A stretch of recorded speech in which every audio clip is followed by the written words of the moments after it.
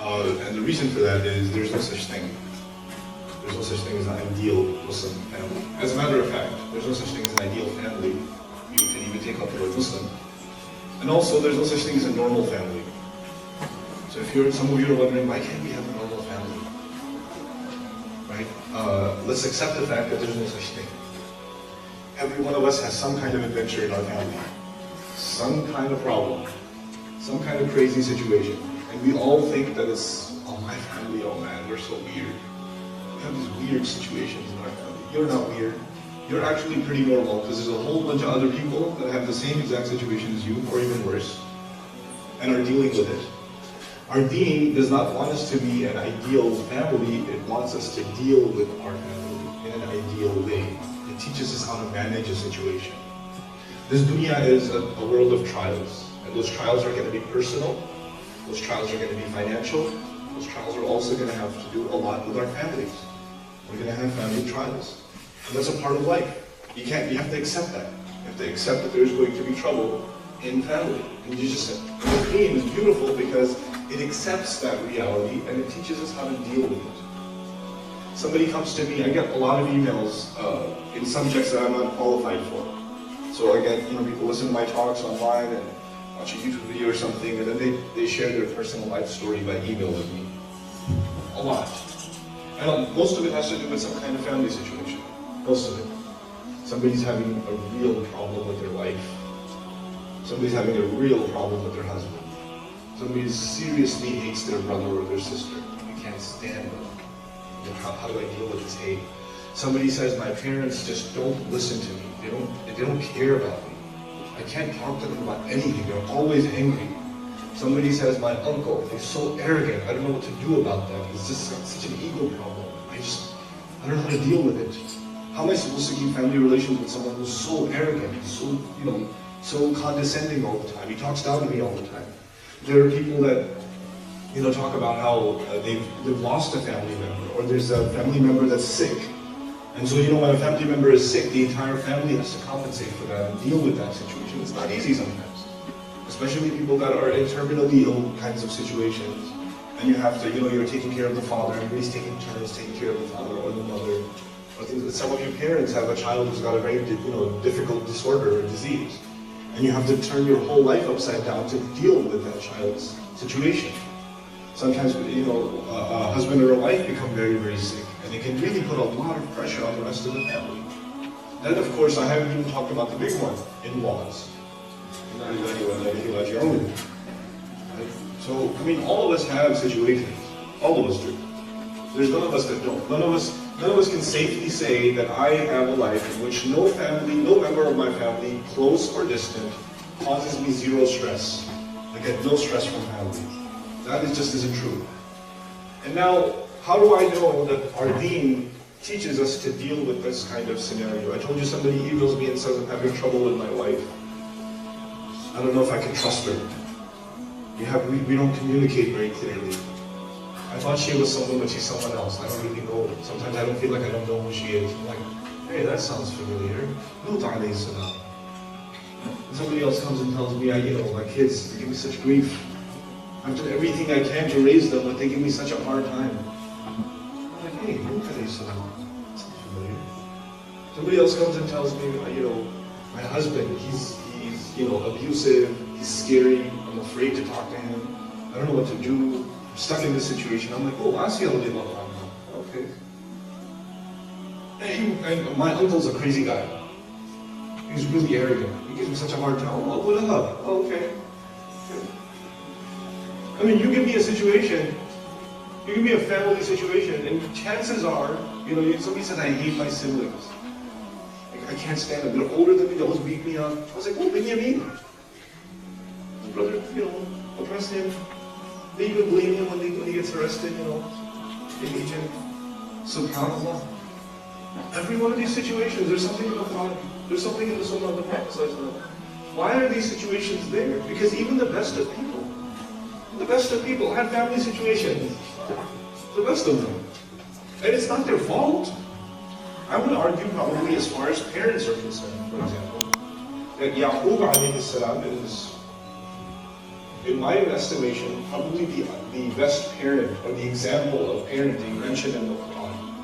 When Allah talks about parenting, He brings up Yaqub alayhi salam a lot. Okay? And Yaqub alayhi salam, as you know, his other name is Ismail. And he has how many sons? Anyone know? He has 12 sons. 10 of whom give him a hard time. For most of his life.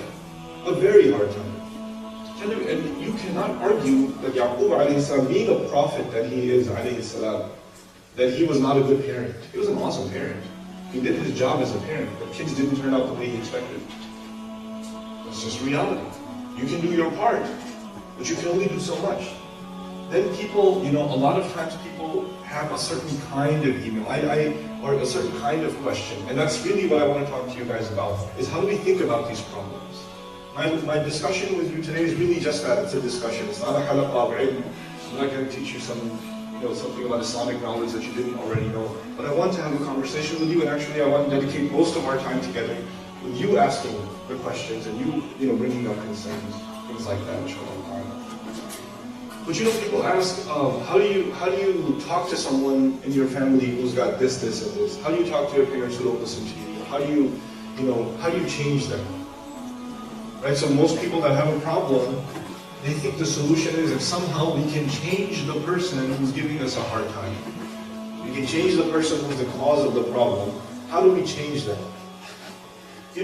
That is the problem, isn't it? Like Rasulullah sallallahu alaihi wasallam cannot change his uncle. He can't change him. He cannot change. Nuh alayhi salam can't change his wife. He can't. She is who she is. And the only one who can change the hearts is Allah. Ya muqallib al-qulub. Right? The one who can change the hearts. We can't change people's hearts. We cannot alter them. So we have to understand, first and foremost, that if you are expecting other people to change, and until other people change, your situation will not get any better, then you're looking at the problem the wrong way. Because if you keep waiting for other people to change, that may never happen. That might never happen. The only thing you can do, and I can do, is deal with the situation in a healthy way. And I'm not saying sabr is the only answer. There may be other things you can do. There may be other remedies to the problem. There may be other ways of tackling and dealing with the situation. But one thing's for sure.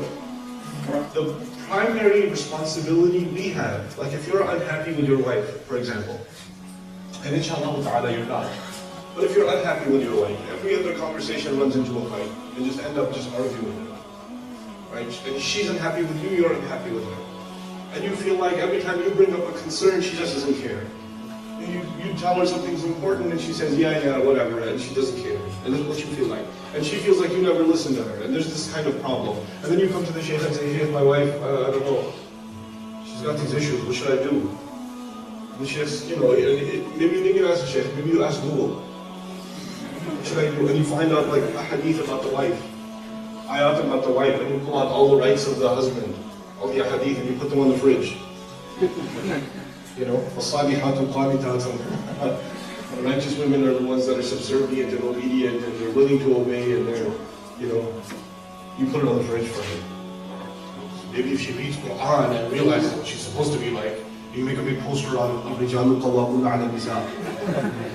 Men are maintainers and authorities over women. You make a gigantic poster and you put it in the bedroom. If he walks in, she sees الرِّجَالُ قَوَّامُونَ عَلَى النِّسَاءِ. Chances are that's not going to work very well. Chances are, even if you quote the dalil on her face, you're like, you ain't no Sahabi yourself, Right? It's not going to happen. These are human situations. And the other thing we have to note is the best generation, the Sahaba, they were no exception either. They had trouble too. They had trouble in their families. And it wasn't just trouble between Muslim Sahaba and non-Muslim family members. That's obvious. There's going to be some friction there. But even among Muslims. The Qur'an even talks about a divorce happening between, Zayd. It happened, didn't it? They're both Sahaba. They're both good people. They're not bad people. Sometimes family can get along. It happens. These are real life situations. So the first major point I want to make before all of you is difficult situations in dealing with family family is a reality of life. It is going to happen. It happens already. The second point is that we shouldn't expect to change other people. The only thing we can do is perhaps take a good look at ourselves and say, what part of this is my fault? What part of this am I doing wrong? Is there something I could be doing differently? And maybe you're not wrong. It's true. By the way, human tendency is to believe that you have done nothing wrong. That's a human tendency. So whenever there's a problem, the hardest thing to accept is that I am part of the problem. No, I do everything. No, I haven't done anything. So it's her, man. She's evil. And the wife says the same thing. I do everything I can. He just doesn't have any patience. He just doesn't listen. He just this or that. Like, you're convinced that you cannot be wrong. And the other is absolutely wrong. They're absolutely wrong. And this mentality also contributes further to the problem.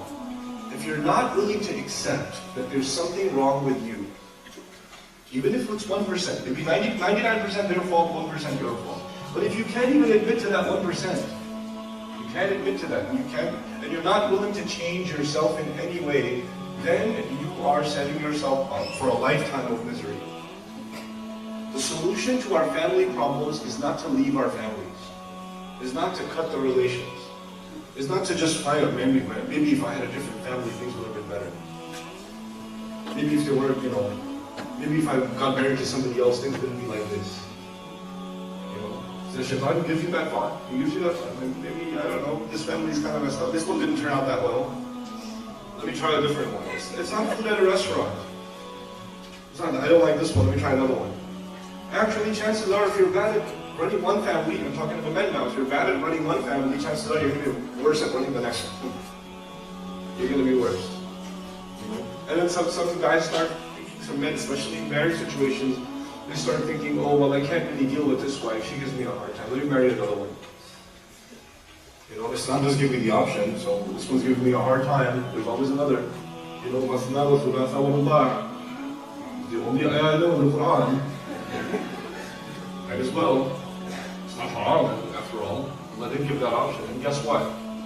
You couldn't handle one, and you're going to really do great with two. It's going to be awesome. No, it's not. No, it's not. You just ended up ruining two lives. That's what you ended up doing. These things you have to really, really, really think about. And I say the first thing we have to get out of our heads is we have to stop wishing our family was somebody else, or that cutting relations, or no longer talking. I just even don't even talk to my wife anymore because I don't want to fight. I don't even talk to my dad anymore because I don't want to fight. I don't even talk to my brother anymore, I don't want to fight. You just kind of, even if you don't cut relations like you're not my brother anymore, you just practically don't talk to them anymore. Because every time you talk, it gets into a fight, right? So you just practically distance yourself from your family. And this is exactly the problem that Rasulullah ﷺ warned about. And one of the most important pieces of advice in Islam is silatul rahim, keeping the family ties tied. One of the qualifications for entering Jannah. Why is it? It seems so easy, right? Keeping family ties. It's like, why would that get you into Jannah? It shouldn't be like some battle some jihad on the battlefield, or some really awesome, deep, good deed, like Qiyam al-Layl for 40 years or something. Why keeping the family ties together? If you know what your family's like, you know this isn't easy. If you know what your family's like, especially the cousin you hate, the brother you can't stand, the uncle who's super obnoxious, the son or daughter who just looking at them makes you angry. There are some mothers in the audience, they're good to all of their kids, but there's one daughter, she can't stand her. She looks at her, she gets angry. She just gets upset. She sees her face, why are you here? She'll be smiling at everything else, and then she'll see that and a dark cloud shows over her face. Just can't stand it. There's something in her head. I don't know what it is, she makes me so angry. And she's stuck in that state. There are some people that are having that problem. And it's really straining relationships. That's what we learn about silatul rahim. Who are we treating poorly and why? And how do we start fresh? How do we build a real family relationship despite all of our problems? There are some of you, because we're living in America, there's another interesting reality. There's a reality where people, the family's trying to hold on to Islam. They're trying to, make sure the children learn the prayer. and they learn to observe the restrictions of the haram, and they commit themselves to the halal.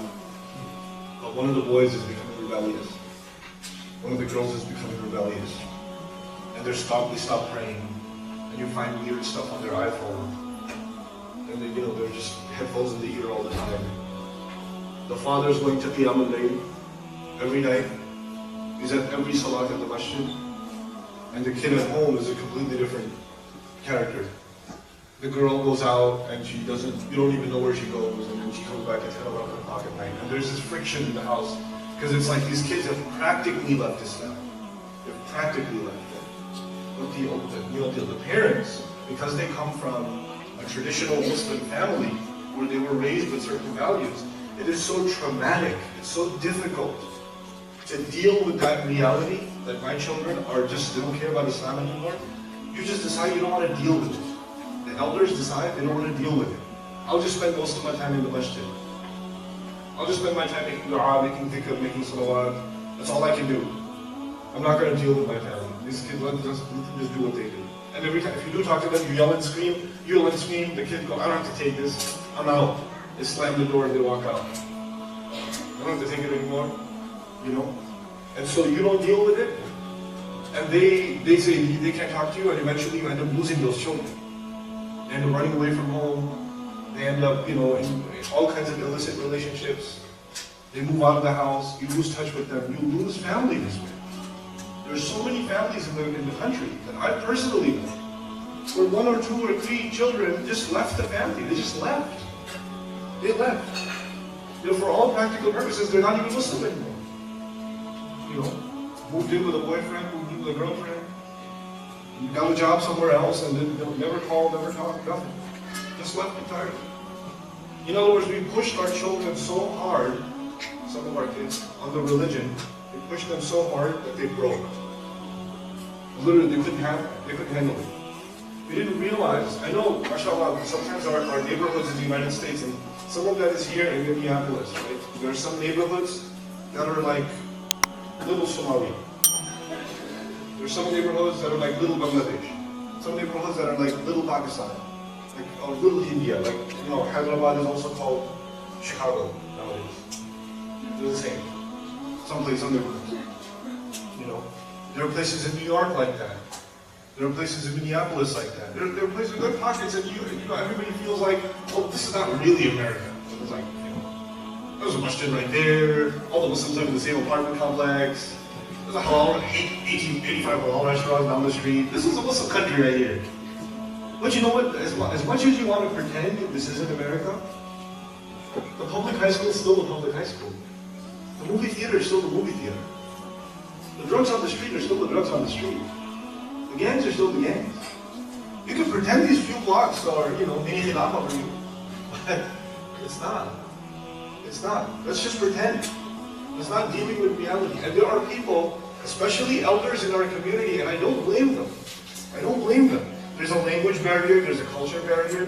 They can actually live 30, 40 years of their life in America and not feel for a minute that they're in America.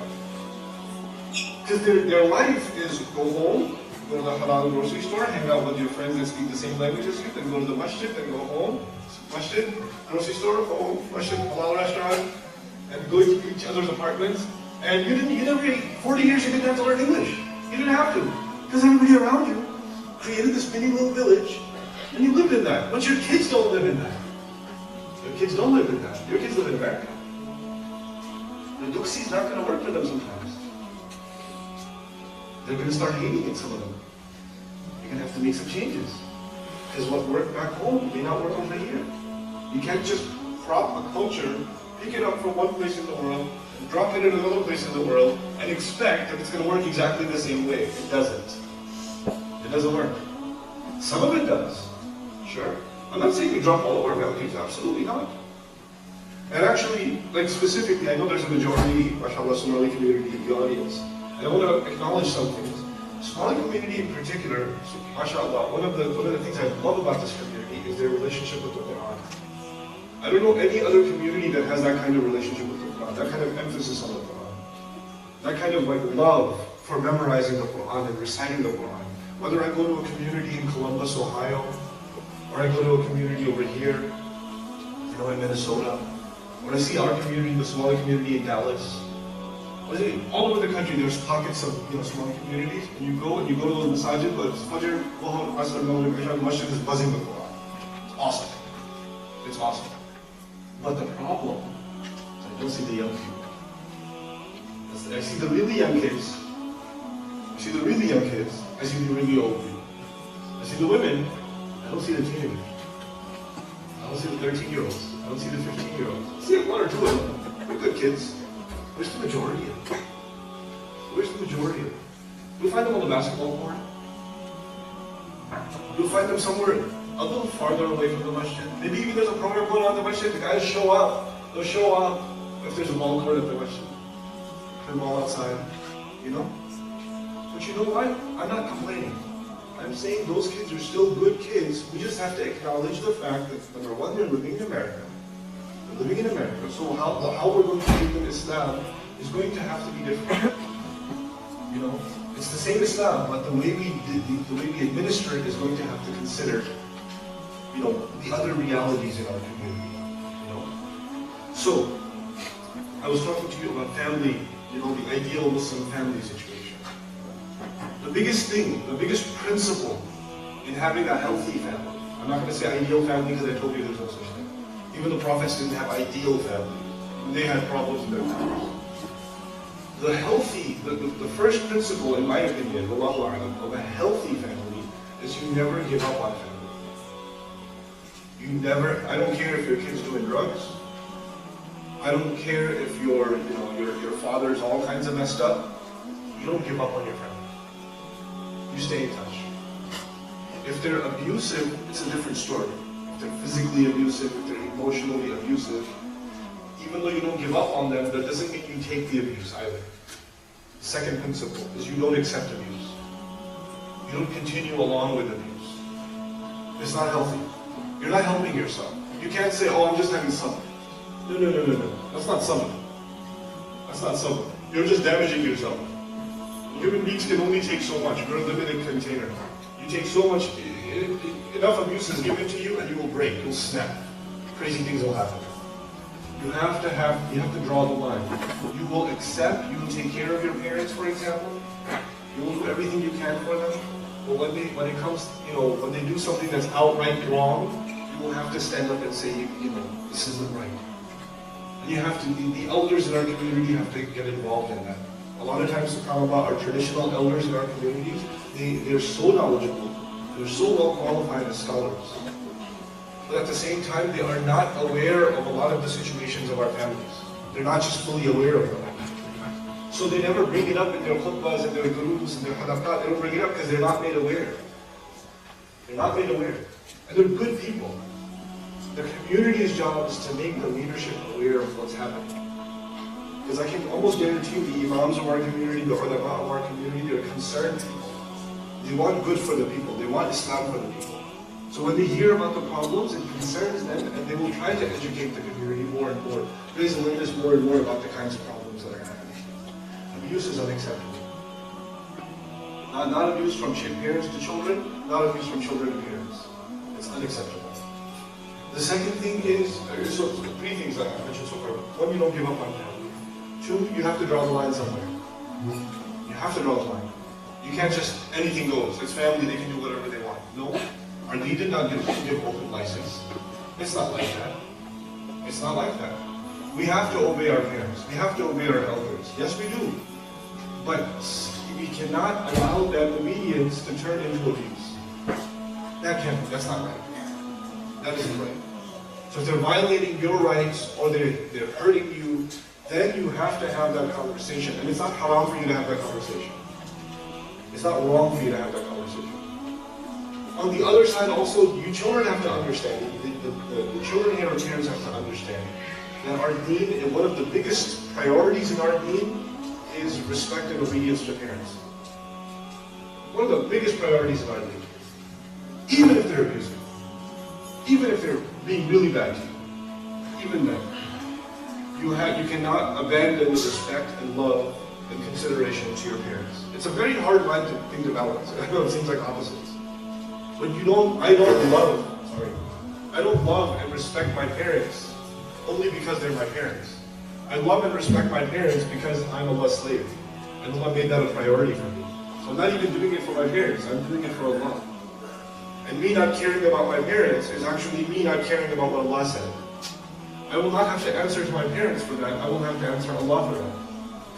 I have to be very clear that my relationship with my parents is not a reaction. If they're good to me, I'll be good to them. If they're not good to me, what do you do for me? What did my dad ever do for me? Why should I be nice to him? No, it's not a reactionary relationship. This relationship we have with our parents, especially with our parents, is a relationship that's based entirely on Allah's commandment. وَبِالْوَالِدَيْنِ إِحْسَانًا. It's unconditional. You have to have ihsan with both your parents unconditionally. It's not dependent on whether they're good parents or not. You have to do the best you can with them. You have to do the best you possibly can with them. Sometimes our elders, they do things that harm themselves. Our elders, they do things that harm themselves.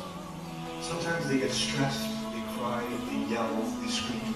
And you think they're doing that to you. But you know what? They're just as miserable. They're making themselves miserable. And sometimes they don't know how to get out of that. You have to help them get out of that. You cannot yell back. You have to just calm your mother down and take her for a walk and get her a flower and just work on her. And it won't happen overnight. It will take some time. It will take some time to get the anger problem with your dad resolved. It will take some time. So we have to work on our parents, because sometimes they make their own selves miserable. They really do. In many, many cultures in the Muslim community. Because they don't know how to deal with this changing, completely different family. You aren't the kind of kids you are. They'll keep telling you, why I never did this to my parents. They'll tell you, I never talked back like that to my mother. Yeah, but you didn't live on this continent either. That was a different time. It was a different, the culture, the values, the society, it was completely different. But they don't necessarily understand that. I don't expect them to understand that. So it's going to be very traumatic for them to deal with people like you guys. You guys are pretty traumatic to deal with. You have to understand the kids in this audience. They're not easy to deal with. They're not easy to deal with by your Sunday school teacher, your teachers, some of your friends. Forget your parents. Yeah, you're not easy to deal with. You have a lot less patience. You talk back a lot more. You want to do your own thing all the time. You don't ever listen. And if you do, it's not because they said it once. They have to say it at least 100 times before you listen. And even then you complain. They're not easy to deal with. So if they're upset, they have a reason too. Everybody needs to do an assessment about what they're doing wrong in their relationships. What's going wrong in our relationships? So this idea of how can I be a better son? How can I be a better brother? How can I be a better father? How can I be a better husband? How can I be a better wife? You have to ask that question without asking the other one. Okay, so my sister's listening to this dance. She goes home, she goes, okay, I'm ready to be a better wife. But what are you going to do? No. Don't say but, what are you going to do? Don't add that part. You're going to be a better wife. Husband goes and says, okay, I'm ready to be a better husband. But you're going to change too, right? Don't do that. You still haven't understood. You cannot expect other people to change. The only way you can change is yourself. Why? What's our motivation as Muslims? Our motivation as Muslims is we can go before Allah and say, Ya Allah, I did my part. I did what I could as a good husband. I was patient. I didn't yell. I didn't complain. She would sometimes, out of protest, she would say the meanest things to me. She would say horrible things about my mother. And I would just say, and I wouldn't listen. And I didn't yell back at her. And I didn't tell her how much I hated her mother. I didn't say anything. I was quiet. Sometimes she didn't, I came home and she didn't even say salam to me. It hurt my feelings, but I didn't say anything. Sometimes I came home and she was already sleeping. And I didn't have dinner yet. And I tried to wake her up and she shooed me away. And I got really upset, but I stayed quiet. I was patient. And I wasn't upset the next day either. I did my part, Ya Allah. I did. I'm not complaining. And you don't wish bad about on your husband and wife. This is the last thing I'll share with you guys, then I'll take your questions. You don't wish bad upon your husband or your wife or your father or your mother or your sister or your brother. You don't wish bad upon them. You don't say things like, Allah will ask you about this. You don't say that. You don't say that. You know, Rasulullah told us, the person who gets asked even one question on Judgment Day is been destroyed. You're that angry at your wife?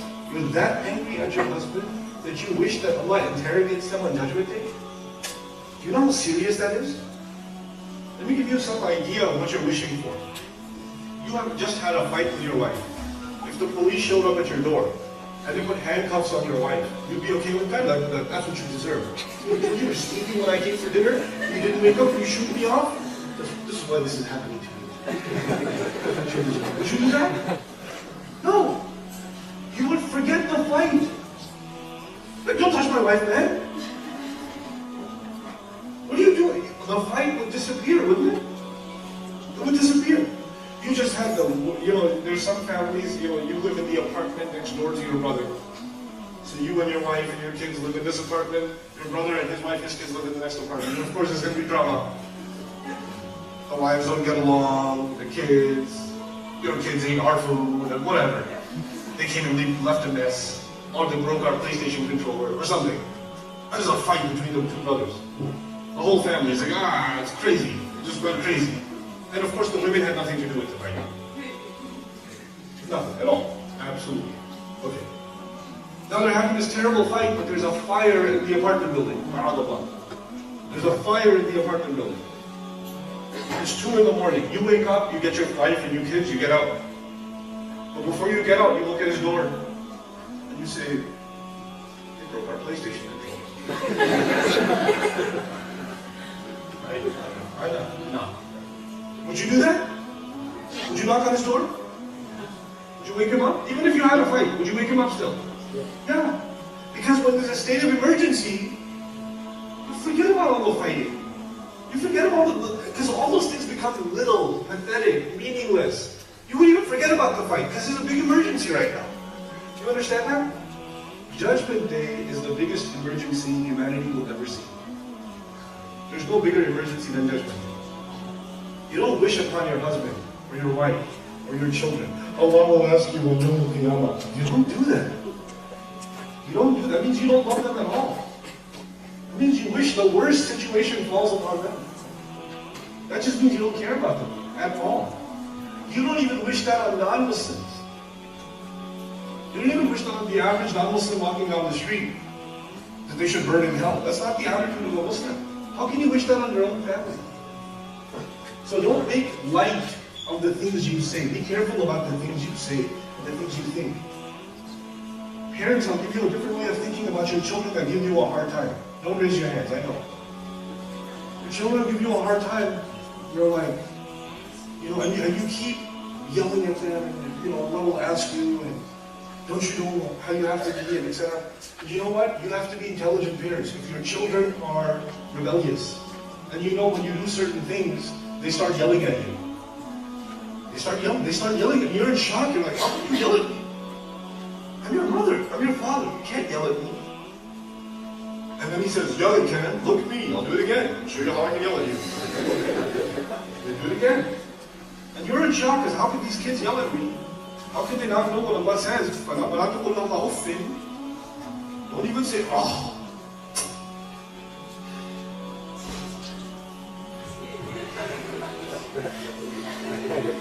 That's both. Let's see. Don't say that to them. This is another oath. That's an oath. Don't even say that much to them. And you're yelling back at them? You know what? Parents, I'm not talking to the kids. You're in trouble, kids are in trouble as it is. I'm talking to the parents. Don't put your children in that situation where they will disobey you. If you know that they're disobedient already, don't further their disobedience. Don't create the situation where you know the argument is going to happen. Because if you create that situation where the argument is going to happen, you are digging their hole in hellfire. Because there's few crimes in Islam that are bigger than yelling back at your parents. And you created the situation. You parents created the situation where your kids were yelling back at you, and you were digging their hole in hellfire. If you hate your kids that much, then do that. Otherwise, try to find a softer approach with your kids, especially your teenage kids. I don't think any of you parents are going to find your children having murdered one of your other children. I don't think you're going to find that situation. But you know what? Yaqub alayhi salam, his teenage boys come home, and they've got a shirt full of blood of one of their own brothers. And the father knows this is all a load of garbage. They made this story up. So they must have killed him or something. What is he going to do? How is he going to react? If he yells at them, they're crazy. There's a bunch of psychos too. If he yells at them, what are they going to do? What do you think chances are they'll do? Yell back. And if you yell back at a parent who's also a prophet, you're done. You're finished. He hears that, he sees that the child is, his most beloved child is missing. He's got a shirt full of blood in front of him. Now let me pause the movie for a second here, and let me give you a different scenario. How many guys here, younger guys, drive a car? Show of hands, drive a car. Younger guys, okay. Drive your parents' car, or family, same car. Share it sometimes. So you borrow your dad's car, huh? And you're like, oh, I saw it on YouTube, I saw they could do donuts in the parking lot. So you try to do a donut with your dad's car in the parking lot, except your donut looks more like a pretzel, and you end up ramming the rear view mirror into a tree, and the rear view mirror falls off the car. And you're trying to put it back, and you got super glue, and nothing's working. So you take the rear view mirror, and you walk into your dad's living room. And you hand him the rear view mirror. What happens next? Silence? Here's what your dad says.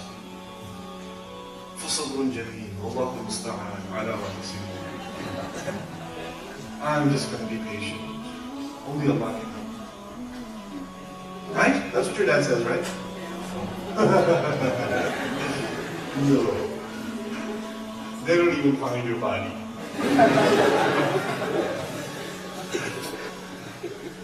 Yusuf alayhi salam's father is presented not with a rear view mirror. What is he presented with? A shirt. The blood. The missing child. What do you expect him to hear? What do you expect to see? At least slap him. At least, punch him all in the face. At least yell at them. At least yell at them. Come on, just yell at them. You gotta do something. What does he say? It's one of the strangest places in the Qur'an from a psychology point of view. It's very hard to understand. فَصَوْرٌ جَمِيلٌ. فَصَوْرٌ جَمِيلٌ. Why? Because he knows if he yells at them, they will become even worse. And he doesn't want his children in hellfire. So he can only do patience. Because he sees not just what is happening in front of him, a parent thinks about the future. A parent doesn't just see what's happening now, he thinks about the future. If they become even more rebellious now, then the door to nowhere is closed for them. That's it, they're done. SubhanAllah, that's the kind of patience and future thinking parents have to develop. Sometimes you parents get lost so much in what your children are doing day to day to day, you have to think about the future. You have to think about the tarbiyah of your children and how you're going to get them to get closer to you, not further away from you. Every time you yell, every time you yell, every time you scream, they get further and further and further away from you. It's harder and harder and harder to connect with your kids anymore. And you're doing that. And you have to learn to stop yourself and not do it anymore. These are just a few random things I wanted to share with you about just family and how we have to really think about one of our biggest priorities in our communities is keeping our family together. Community means nothing until the family is involved in the community, and family is nothing until family stays together. And it takes a lot of work to keep family together. So these are just a few thoughts I wanted to share with all of you guys. Inshallah, if you have any questions, that's okay. 15 minutes, we can take extra 15 minutes for questions. If you guys have any questions or things you want to talk about, inshallah, we can do that. I personally may not be able to help you with all of your questions, but at least I can point you to certain services and resources that might be helpful, inshallah. You have a question?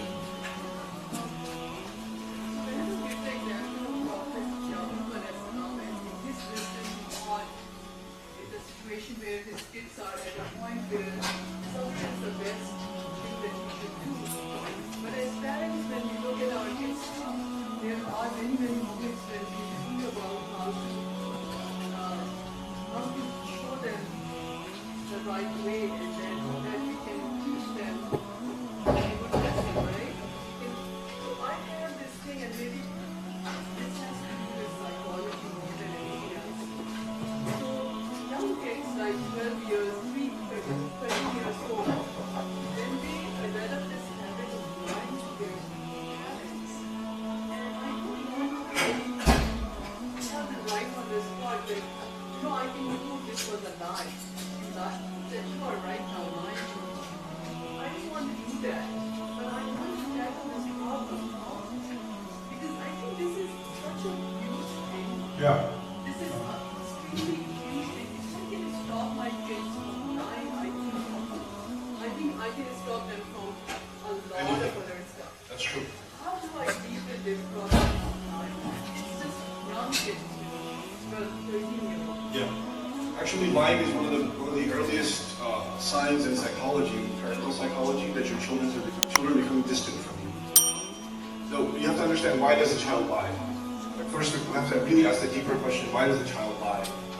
A child lies because they think telling the truth will get them in trouble. Telling the truth will be embarrassing.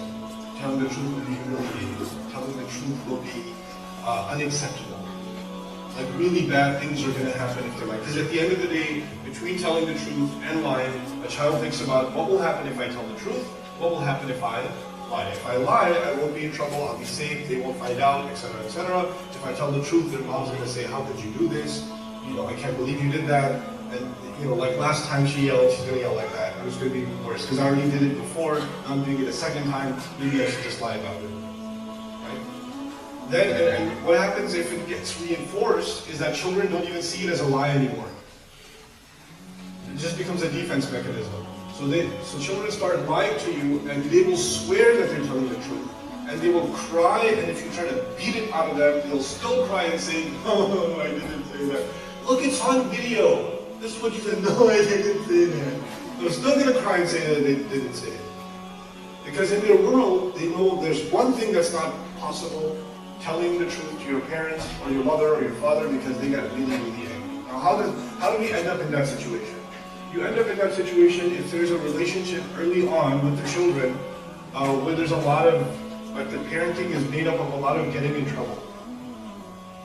Like if your kids get in trouble with you a lot, and they get punished a lot, or yelled at a lot, or timed out a lot, whether the punishment is like, a little slap on the bottom, or it's like yelling in front of his other siblings. The other thing is also, we don't make a big deal out of it. You're yelling at your older daughter and the other two daughters are watching. It's actually humiliating for her, not just because you're yelling at her, it's also humiliating for her because her two younger siblings are watching.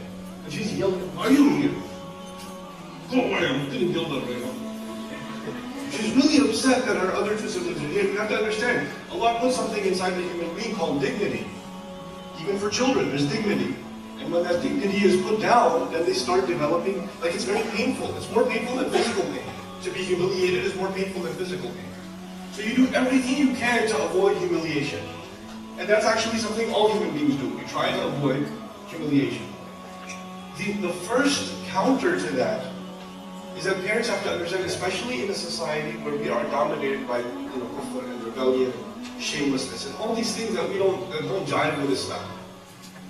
We have to understand that our parenting cannot be a relationship of authority. Not in this society. Authority is always going to be there, but it has to take a minority role. And the majority role is, you can talk to me about anything. It doesn't matter what it is, you can talk to me. And I will not dismiss anything you're saying. This is actually a Qur'anic remedy. Yusuf alayhi salam told his dad a dream. Right? And there's an ayah dedicated to a child telling his father a dream. And there's a couple of ayat after that dedicated to the child responding to the parent responding to the child about the dream. And it's not the mother, it's the father. Now who listens better, kids? Mother or father? Let me hear it. Mother or father? Father. Father listens better when you're little? Mother listens.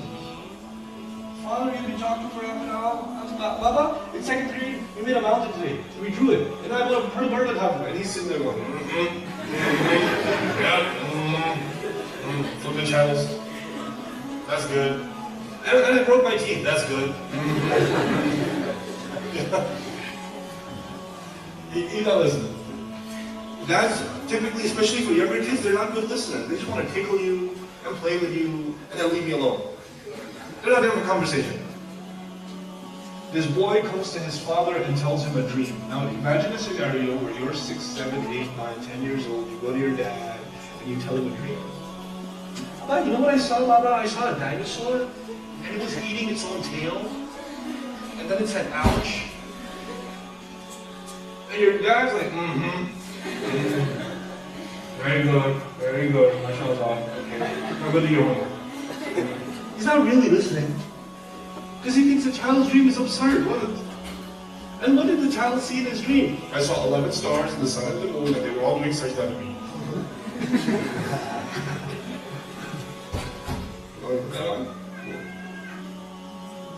So, but the father listened. The father listened. And it's not, what's really amazing about that is, we're learning about parental psychology in that surah. The first lesson we're learning is you have to carefully listen to your children even if they're talking about something that's not reality. A dream isn't reality. They're just talking about their thoughts, but they saw in a dream, but you still have to pay attention. And you have to pay so much attention that the father listens to it, and then there's a couple of ayat of complimenting his child and engaging his child. And the other thing is, who would think? What child would think, I just saw a dream, here's a good idea, I should talk to dad about it. When your kids come up to you and talk to you about anything, they don't. They don't talk to you about their friends at school.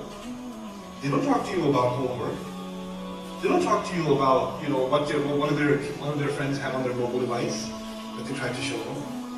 They don't talk to you. They're afraid to talk to you. But you've created that relationship. Yaqub alayhi salam has created a relationship where his son is so comfortable talking to him about anything, even if it's a dream. The first person he thinks about talking to is who? His dad. When you have that kind of open relationship, lying is not going to be a problem.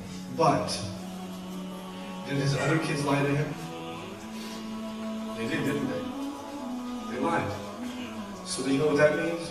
You can do your part as a parent to be as open and as accessible and as kind and as clear as you can in your communications, and there's strategies you can employ.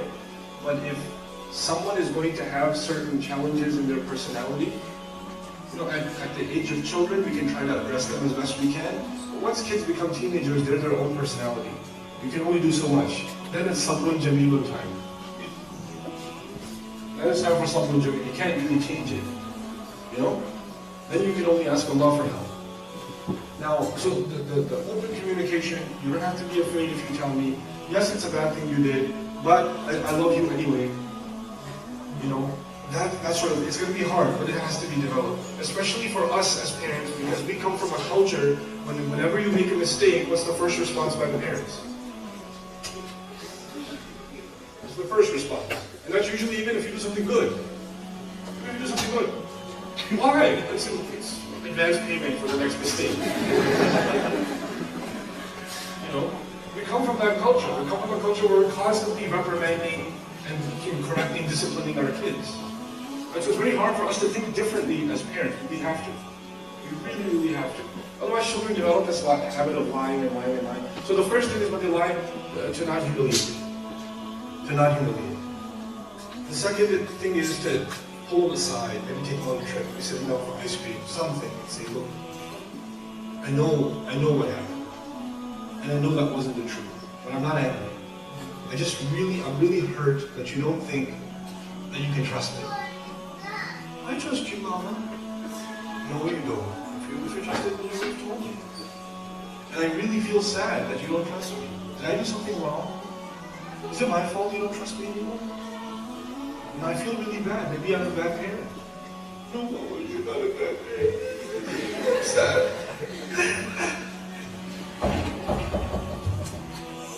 Cognitive. Put yourself in that situation. Make the love of your child for you, not the fear of your child for you.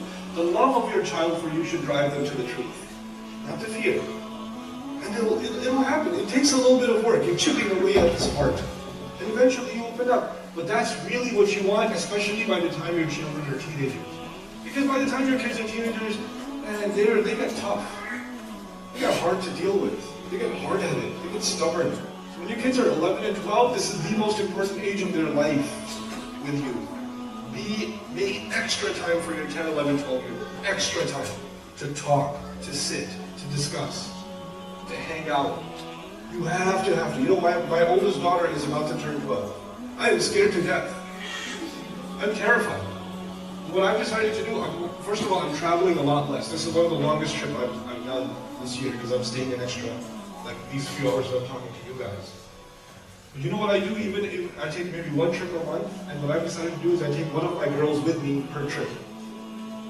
So I can spend one-on-one time with each girl and just talk. Just do dumb things. Just talk, just spend time. Why? Because, you know, I have 6 children, and even if I talk to each of them every day, they're all fighting for my attention, right? We're all talking at the same time. We're not having a personal conversation. I'm not getting to know them as a person as much. I need time with them by themselves. That one-on-one time with your children is what will save your life. And if you're not making that time with your children, one-on-one. I know Somali families, you got a lot of kids like we do. One-on-one time with each kid. And I know what happens when after you pass 6 kids, you're like, hey, what's your name again? Oh, what's your name? 3, I mean Zainab. God. Number 3. Number 2, just come here. You know. And you're sitting, he's like, your dad's like, I'm so proud of you, Zainab. And Dad, I'm proud of him. That's what I meant. You know what I meant. You know? One-on-one time with your kids. Really important. Yeah. I was hoping that you could touch on the issue. Growing up, my mom, like in our culture, we would put fatwa in and stuff, right? It was a fatwa, right? Yeah. And now I'm seeing it in my sister as well. When they get upset with kids, they do the fatwa again. And I feel like, I mean, it's feelings that I'm going to struggle. You're asking about the fact that kids as well. You know, it's really bad. They will grab on your kid. It's just scary. And that's one of the things that actually leads to the line to your communicating with parents. And also having that, you know, like having under the mother's scheme kind of goes away. Which is already telling me I'm going to go to hell anyway by the time I Right. That's a really good point you brought up. Like there are some cultural situations when my parents get frustrated that they make like a dua for Allah to punish the children. You know? Like I know in some Arab societies and they do this kind of some weird oxymoron type thing. The guy gives a really good piece of poetry, he drops like a line of poetry. They're like, Allah yakhrib baytak. You know, may Allah destroy your house. But he means your soul, Hassan, I hope lightning strikes your house. That's not a good thing. You don't make, they don't mean that, but they're just kind of like, oh man, you impress me so much that I hate you. It's like a love-hate thing. Right? So the first response to that would be, parents may not mean it. You just say it. You don't mean it, but you don't just say it. But you know what? The kids don't know that. The kids don't say that. Mom said I should burn in hell, but she doesn't mean that. Damn it. No. That's not what your child's thinking. They really think you hate them. Mom doesn't like me. The worst thing that can come out of a child's mouth, the worst thing that your child can ever think is Mama doesn't love me. If she thinks that about the mother or the father, then you are a terrible, terrible, terrible parent. You're a horrible parent. If your child thinks that your child is not loved. Because you've lost them. You lost that child. When they become an adult, even a young adult, they will want nothing to do with you. And you've ruined their life. You really, really have. Sisters, you have to control your anger. And I'm in no position to tell you what to do, honest to God. Some of you are homemakers. You're working like 3, 4 a.m. the baby starts making noise. The other kids have to be made ready for school. You spend most of your day preparing the meals. While you're preparing the meals, the kids are undoing all the cleaning you did. Then you have to do the diaper changes regularly. Then you have to do the laundry regularly. Then the groceries are out. The milk is finished. Then while you're doing all of that and the kids are already getting ready for breakfast, one of your sons takes the cereal and tips it over and pours the milk on top of it on the floor. And then your husband wakes up and says, "Where's my breakfast?" And then, and so this is happening every day, and it's stress, and it's stress, and it's stress, and it's stress, and then you finally, one of your little kids, or your daughter comes home, or your son comes home from school, 3rd, 4th grade, and they slap the 2-year-old. You've been putting up with a lot all day. I mean, they just came from school, but you've already had a 12 to 10-hour day. And when your 3rd grader slaps the 2nd grader, kabloo! It just all boils over and you explode. All the other children are like, one kid gets it. He just gets it. And then your husband comes home and says, "Why are you always angry?" And you're like, you have no idea how hard could it be. And then you say, "Oh, how hard could it be? Why don't you watch the kids for an hour? I'm going somewhere. This husband will almost die. Why did you leave me with them? You didn't do anything. Oh my God, I thought you said they'll sleep the whole time. They woke up like 2 minutes after you left." Oh my God. So you know what? I can respect that you have a very stressful life. I can respect that. But there's even more expected from you. And you know what you have to do? You have to start putting more and more and more responsibilities on your children, especially the older kids. You have to start making them help around the house, not by yelling at them. I always tell you to clean your room, but they don't clean their room. I tell you to help out, they don't help out, right? But take one child, let's come here, I want to cook with you. Mom, I wanted to, no, just cook, it's okay. Well, I wanted to watch the show, everybody's watching Arthur, I want to watch Arthur. Okay, you can watch Arthur later, I'll put it off for you later. Okay, you and I'll watch it together, just cook with me. Take your child in, do something one time. And you know what you'll see? Crazy thing. The other child comes, "Can I do that?" "Don't you want to watch the cartoon?" No, I want to burn this again and salt. In the beginning, just get your kids to start doing things with you, it's fun. And slowly it will turn into them taking on responsibilities. If you start with clean the room, take out the garbage, you do this, you do that, because they'll never do it. Or even if they do it, they're like, "Oh, I don't want to do it." But you know what that will do? It will start taking the pressure off of you a little bit. And also it's really good for kids to start taking house responsibilities, to take care of chores, to clean things up. To give jobs to kids and don't pay them for it. Don't pay kids for it. And I'm not just saying be cheap. You should give kids allowance sometimes once in a while.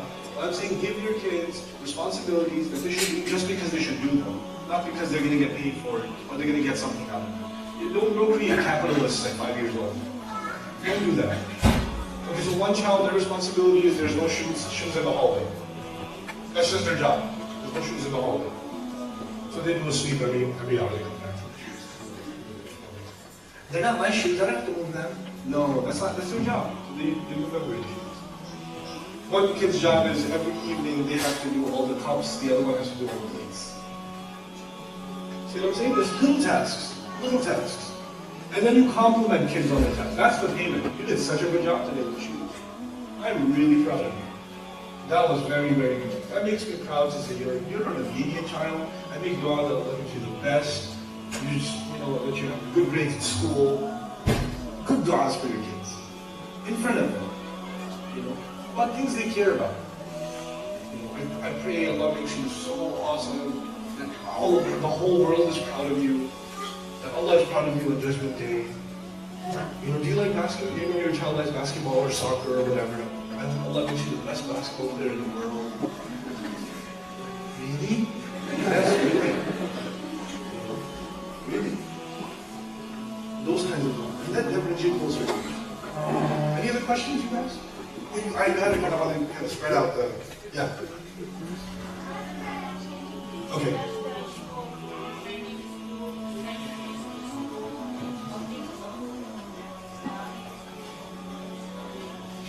Okay, so the question is, what do we do with our kids? Public school, Islamic school, or homeschooling? Or charter school? Or go back home? Yeah, the go back home is probably not going to work. So, I mean, you can try it. At last, yeah. Well, I know people that have tried it, and they are depressed. Kids are depressed, they're depressed because the kids are American now. You can't just put them back in that world. And also, when Muslims, when people do messed up things over here, at least you can take their kufar. When people do messed up things over there, they're Muslim. What are you going to say? Nothing. I met a family from Saudi the other day. They said, we are bringing our kids to Texas because the fitna there is too big. I was like, what? I'm like, yeah, you don't know what the kids are up to over there.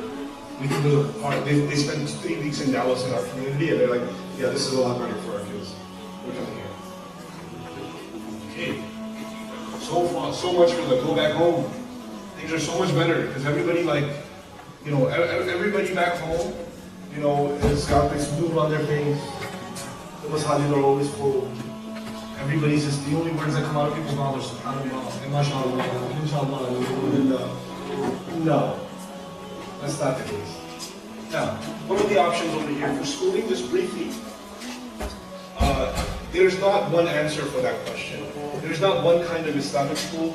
There are some very successful Islamic schools in America, and there are some not successful Islamic schools at all in America, so you have to do your homework with that, right? The second thing is, there are some public schools that are very, very good. So if you're going to put your child in public school, you have to be aware of what happens at public school. One of the things that are on most kids' mobile devices, one of the most downloaded songs, one of the most downloaded movies, one of the most visited websites by a teenage category. Google Analytics are there. There are some Muslim counselors that have already done all of this research. You have to know that even if your kid doesn't go to those websites, this kid sitting next to them goes to them and shows it to them. So your children will be exposed to things, and you need to know what those things are. So if you don't know who Justin Bieber is, there's a problem. If you don't know, seriously, if you don't know, what movies are being watched, or what Grand Theft Auto is, or if you don't know these things, then you can't be sending your child to public school, because you need to know that stuff. You need to really, really know that stuff. And if you're going to send your child to public school, if that's the only option you have, you can't afford Islamic school, and you're not qualified for homeschooling, and that's the only option you have, then you better make sure that they get a really strong Islamic personality education. I added what word in Islamic education? Personality, because it's not about ilm, it's about personality. It doesn't matter how many du'as they've memorized, how many surahs they've memorized, how much they can recite, etc., etc. It matters what their personality is like. Personality is developed in a program where you have a lot of discussion. And our children, I was just mentioning this to some brothers I had lunch with yesterday, we have to make sure that at about 11, 12 years old, we have a discussion about Islam with our children as though we are introducing to Islam to them all over again. It's like we're making them Muslim at the age of 11 and 12, cognitively, like they're coming intellectually to Islam. They're not coming to Islam because it's inherited. They're not coming to Islam because they were raised a Muslim. They're not coming to Islam because they don't know anything else. They're coming to Islam because they're convinced of Islam. So we have to have that, build that personality, I believe at the age of 11, 12. Of the foundations of our aqidah, why do we believe what we believe? Why is everything else wrong and this is the right? To build that confidence into our kids. Because if the right mentality is there in our children, then you will find they'll be able to deal with all the fitna in an easier way. It's still going to be tempting, but not as tempting as if they're not convinced of Islam. They have to be genuinely convinced of Islam, genuinely convinced. Our iman cannot be inherited. It cannot be borrowed. It cannot be social, like everybody else is Muslim, so I'm Muslim. It can't be like that. And because we haven't addressed that issue of building Islam into our kids at that age, convincing of Islam at that age, the problem with that has become that our children are playing around with ideas of atheism and agnosticism in teenage years. I actually got the brother told me about a kid, a girl actually, who gone through the Duxie system in Minneapolis. She's gone through the system, and her parents found out, on Twitter and on Facebook, she loves this atheist lecturer, and she's listening to all of his talks and this and that. She's really impressed with him. And and that's not a surprise. Because, you can't just give Islamic knowledge and not build the real foundation in Islam is, why are we Muslim? Why are we Muslim? And that has to be built. A lot of times the parents aren't equipped in building that. I'm hoping to develop some of that for children, inshallah ta'ala. That's one of my concerns is, because I want to do that for my kids, but if I'm going to do it for my kids, then I might as well try to do it for other people's kids too. Why are we Muslim? Why is Islam superior to everything else? My goal for my kids, this is the last thing I'll say, my goal for my kids as teenagers is that they see Islam as far above and far better than everything else, and anything else that contradicts Islam outside in society. They see that not only they're not impressed by it, they feel that those things are pathetic and sad and inferior. And they're beneath them. Because Allah has honored them too much by Islam. Yeah, Allah has honored them too much by Islam for them to be impressed with that stuff. So I want my girls, even if they go to a public school, and they're not going to go to a public school, but even if they did, even if they went to a public school and they see girls dressed the way they dress, they'll be like, I feel sorry for these girls, man. Allah has honored us with Islam, and these girls have no respect for themselves. I feel bad for them. They're not going to say, oh man, I wish you would have dressed like that. Everything's haram in Islam. That's not how they're thinking. If we can fix the thinking, the behavior will become easy. The issue is we keep focusing on the behavior, we don't focus on the thinking. We have to empower the thought of our children. Build that Islamic thought. And if we can do that, inshallah ta'ala, we're going to have a really awesome generation ahead of us. And again, just as a reminder, 11 to 12, that's the year to start building that thought. In my opinion. That's the time children become more inquisitive, they start asking why, they start saying, why are my non-Muslim kids, my non-Muslim friends, why are they going to go to hell? I wonder which religion is right, because we all have a religion. It's kind of weird. These thoughts come in their heads. That's going to happen when you're living in a pluralistic society. It's going to happen. Might as well help them deal with those questions. We have to do that. We have to do that. And inshallah ta'ala we will. We'll do a great job of it. Alright, my time is up. Inshallah ta'ala. Jazakumullahu khairan, all of you for listening. Sorry I took extra time. I know there's another speaker waiting. Inshallah ta'ala. Thank you so much very much. Assalamu alaikum.